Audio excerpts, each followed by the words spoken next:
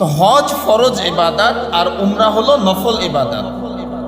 যার উপরে হজ ফরজ হয়েছে জীবনে একবার হলেও তাকে হজ করা লাগবে।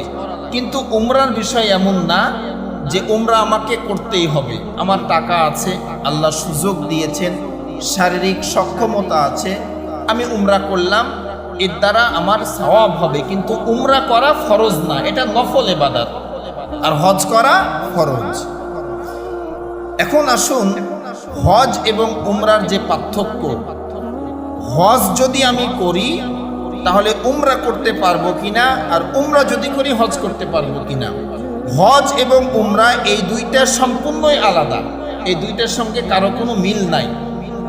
আপনি একাধিকবার উমরা করতে পারেন, হজের সাথে কোনো সাথ নাই। একাধিকবার হজ করতে পারেন, উমরার সাথে কোনো সাথ নাই।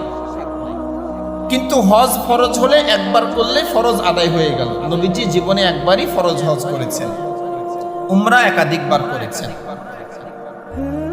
তাহলে আমরা হজ আর উমরার পার্থক্যটা শুনলাম যে হজ ফরজ ইবাদত, যার পরে ফরজ হয়েছে জীবনে একবার হলে করতেই হবে।